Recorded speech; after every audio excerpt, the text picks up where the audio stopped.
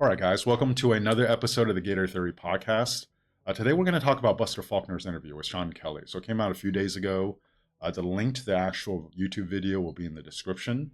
What I really liked about this interview is that Buster is pretty good at minimizing the coaching speak, and he's actually pretty candid and willing to talk about things he sees, right? A lot of it is maybe not direct, but at least he's willing to allude to it.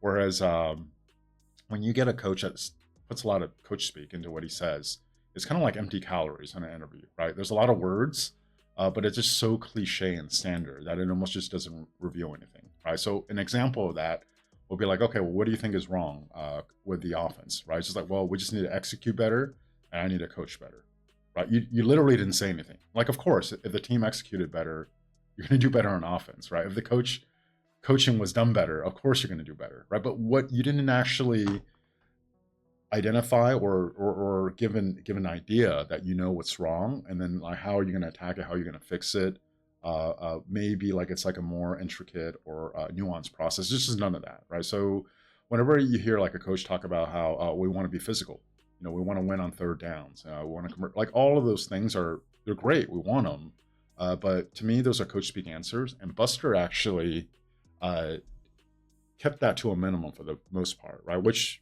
makes me look forward to his future interviews, because that means he's willing to actually reveal what's going on in his mind, what he actually values, and then even game to game, maybe what he's seeing and how you would go into the game. All right, so let's actually talk about some of the stuff he mentioned. It was very interesting. The first thing that I noticed was at the 350 mark, when he mentioned that it was important for him to work with someone who was defensive minded, right? And automatically, the place my mind went was, why would you want, as a really good and highly regarded offensive coordinator, why would you want to work with someone who's defensive minded as a head coach? Right. The first thing I thought of is because you want autonomy, right? You trust that if you had autonomy on the offense, you could figure out, given what you're at, how to maximize that, and then you want a defensive minded head coach that kind of leaves you alone and trusts you and empowers you to do that, right? The only other thing I could think of is maybe if you have a defensive minded head coach, they'll place enough value in that side of the ball. So if you're Buster, and you got the offensive part down pat, right? You can trust that the other side of the ball will at least be at a decent level. So you have complementary football that way. Right, the opposite of that is someone like, say, like Lane Kiffin, and then Charlie Weiss Jr. over there in LSU. Is it Lane's offense or is it Charlie Weiss Jr.'s offense, right? If you're attached to a coach like Lane Kiffin, an offensive-minded coach, do you really have autonomy? And then is it really your offense, right? So those are the things where he didn't really talk too much more about it, but it was just very interesting that he was actually willing to mention one of the draws to working with John Summerall was because he was a defensive-minded head coach, and that was important to him. The next interesting thing, just kind of hinted at some of the things that Buster values, right? At the 6:45 mark, Sean Kelly asked him about Todd Monken. If you guys don't know Todd Monken, he is, I think, the newest head coach. Well, not I think. He is the newest head coach of the Cleveland Browns, right? But he first came on the radar for a lot of college football fans because he was the offensive coordinator for Georgia when they won the 2022 national championship with Stetson Bennett as a quarterback. Right, if I remember that offense, it wasn't necessarily very flashy. Right, they weren't like scoring the most points, but it was probably the best offense that Georgia has had under Kirby Smart that I can remember. And the thing that really stood out with them was that they were just very smart and efficient. What they did made sense. They were fairly consistent. Right, they always seemed to get positive yards, and they might not just be hitting these explosive plays all over the place, but they rarely let the team down. And over time, right, if you have a solid defense to pair with an efficient offense like that, they just wore people out. They would figure out, what the defense is doing. And obviously, they won a national championship that year. Right? When he mentioned Todd Monken, he said that he thinks Todd Monken is the brightest offensive mind in football, which you can make a case for that for sure.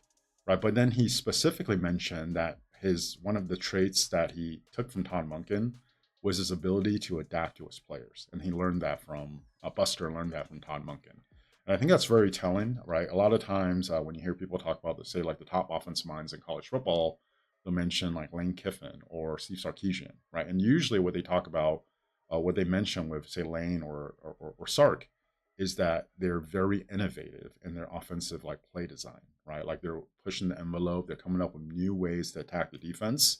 It's just interesting that Buster didn't mention that with Todd Monken.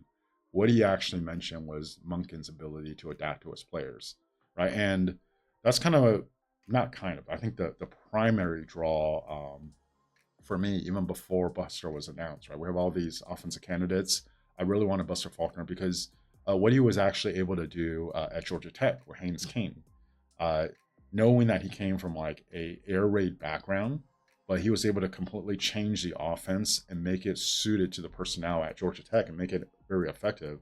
At one point, it was the top 10 offense in the country this 2025 season at Georgia Tech. I think it tapered off a little bit towards the end, but it was still very, very effective, right? So even in how he's talking about the coach that he learned from and what he values from that coach, you can see that I think you could trust that, Monken, I mean, not Monken, Buster isn't necessarily going to just come up with all these crazy plays or like do all these crazy things, right? Maybe that's Lane Kiffin's lane. But what Buster would do a really, really good job of is identifying the strength and weaknesses of the players that he does have and then maximize their efficiency and consistency, right? And how many times, um, I mean, just dating back all the way to the urban era, right? Like some of the coaches we had who would just complain about how we have certain players and then we're not really maximizing them, right? I think at least from a value standpoint, Buster is showing that he what he really values is figuring out what the players are good at and then maximizing what you could get out of them by running an offensive system that actually plays to their strengths, right? Sounds good in theory. We have to see it in practice, but to actually hear a coach talk about that and then even the stuff that he's talking about, what he values to be consistent with that, and in his history showing that he has already done that at another school makes this very, very exciting. He also talks about how the game is played through the eyes of the quarterback. And so you have to build the offense to the quarterback's strengths, right? Just again, could just be words, but very, very exciting that he's actually willing to bring that up. Now, when it comes to the players, right? Sean Kelly did ask him a few times, worded in different ways. Okay, well, what is your style, right? What is your offensive system that you want to play? And he mentioned multiple times throughout this interview that there's a lot of speed on the team already, right? He mentioned, let's see, at 14-15, there's a lot of speed on the perimeter, right? Obviously, he talked about Jaden Ball being a 1,200-yard rusher, so he's going to touch the ball. But he also actually just randomly mentioned Duke Clark being a pleasant surprise, right? I really actually like what I saw out of Duke Clark. Like the 2 games he got to play last year before he got hurt.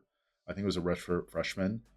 He just seems like he's effective back, right? He's not as big, obviously not as big as Jaden Ball, but he was quick, he was decisive when he ran, and he was actually efficient. And I think Duke Clark might actually be a player that gets a lot more time than people were expecting this year. It's just very interesting that Buster mentioned him specifically.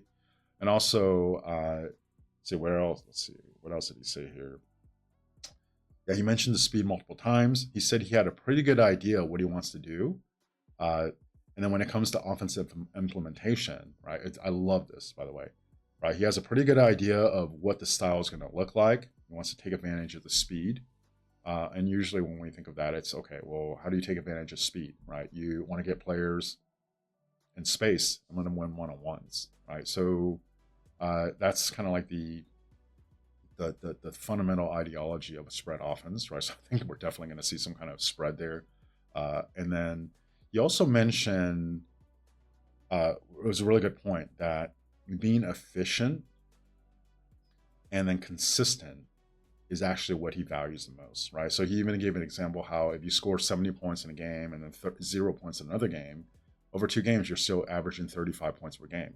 What he's actually more interested in is that game to game, you can actually score 30 to 35 points, and then it might look different, but you're able to consistently do it, right? And what he's actually hinting at or talking about is something that's become more and more popular now, which is success rate, right? So if you guys aren't familiar with success rate, the idea is that, okay, on first down, right? 1st and 10, if you get 40% of the yards necessary, so in this case, you get 4 out of the 10 yards, right? 1st and 10, you run a whatever. It could be a screenplay. It could be a QB power. It could be a running back like swing toss, whatever it is, right? If you could get 4 yards, right, then that's actually successful on the first down. On for success rate, the second down is you want to get 50% of the yards necessary to get a first down. So if you get 4 yards on first down and you have 6 yards to go, right, you're at 2nd and 6. To be successful on second down, you're going to need to get 3 yards, right? That's 50% of the yards. So you have a 3rd and 3, which is considered third and manageable.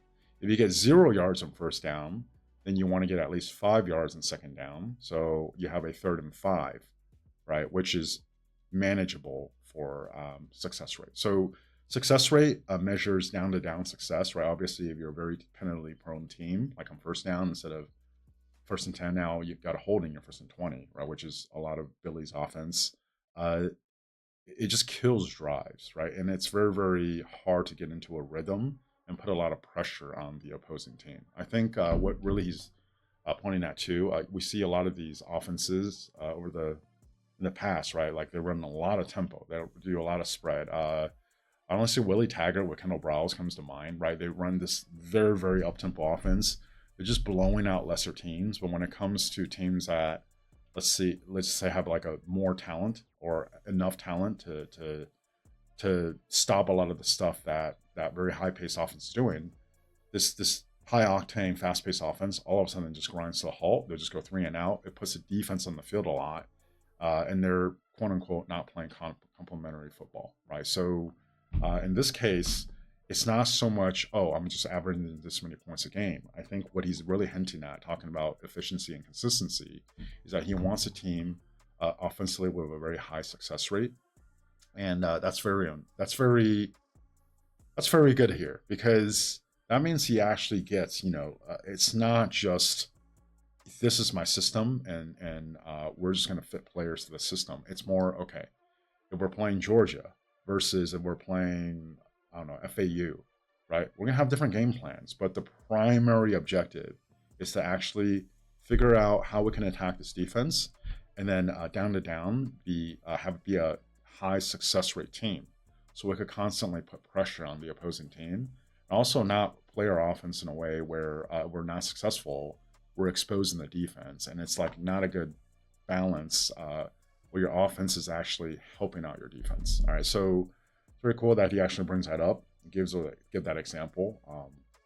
I think when we actually see this in practice on the field, it'll be a very different feeling that we've had for the Gator offense for like the last 4 years, right? Where it just feels like at any point something could happen and the offense will just go off the rails, and then we'll just get some stupid play call on third down that has no chance of getting a first down, and then we have to punt, right? I think down to down, we'll see things that make a lot more sense. And he did mention in another interview, not in this one, that he would like to get like 2 40-yard plays, explosive plays a game, right? And a lot of it, I think what he's talking about is, okay, you want to take those shots, right? But you want to set things up where when you set things up right, you can hit those plays. But that's not necessarily the main goal of the offense. The main goal of the offense is to actually have a high success rate, and then you can set up those like big explosive plays later down the road. Or if you see something maybe on film and you take a shot at it early on, you go for it, right? But I think success rate is the priority here, not necessarily explosive plays.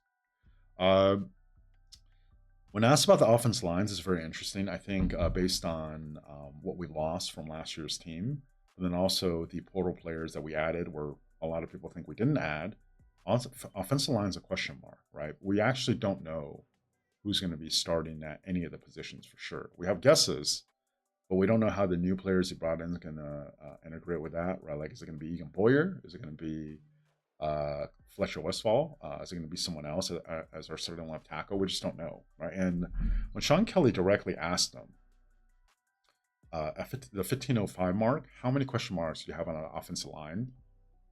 I love Buster's answer, and because this is kind of what we see too, right?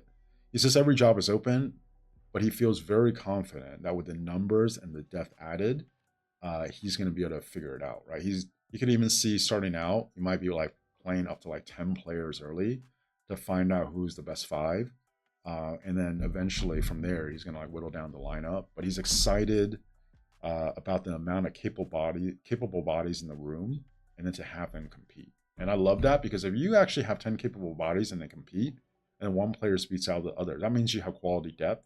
But I think what he's actually talking about there is that he doesn't know who the starters are for sure, going to be for sure. At least publicly, he's not saying it, but he's actually confident that he'll get 5 capable starters at each position that could play as a unit. Right. He also mentioned at the 1625 mark that he did not know who Phil Trotwine was before, but that Phil Trotwine was his most important hire on the offensive side of the ball. Right. So like he gets it. He gets everything is only available if you have a capable offensive line. And he says that Phil Trotwine has just been phenomenal with the recruiting and just like his approach day to day. So it's good to hear based on everything we're seeing, recruiting, everything we're hearing, and even just Phil Trotwine's history in the past, right? That kind of drives with it. Right. So if going into the season, I wasn't really necessarily concerned about the quarterback, right, between Trammell and Aaron Philo. I just think that the floor there is fairly high. It's just we don't know who's going to start, right? But whoever ends up winning out, you they'll at least be competent, and there's potential they could even be really good. But like the floor is very high, right? But the offensive line was one where we just don't know. And to hear him kind of confidently talk about how he doesn't know, but he thinks there's actually more than enough capable bodies in there where he'll figure it out, that's very, very reassuring. Right, and then finally, I think I touched on this a little bit on the style he wants to play. I think you're going to see a team that really focuses on being a high success rate team, utilizing the speed, right? So on first down, you're going to have a high success rate. However he does it, he's going to figure out a way to get at least 4 yards to set up for the second down and the third down. And then, if there's a chance to get an explosive play, great. But instead of setting up to always to always be looking for the big play, I think a success rate is actually what he values, and then figuring out what's the talent on the team, what are they good at, and then just running plays that maximizes that talent, right? So overall, great interview. Looking forward to future interviews with Buster because he actually gave a lot of tidbits, and then it's a lot of implied stuff that he gave, hit it underneath the words that I feel like we got out of a offense coordinator that we probably just we haven't seen since. I can't remember the last coordinator we had that was kind of this candid, right? So uh, let me know what you guys think. If you think I'm on, you think I'm off, you disagree, I'd love to hear your comments. Again, thank you guys for watching, and I'll talk to you guys next time.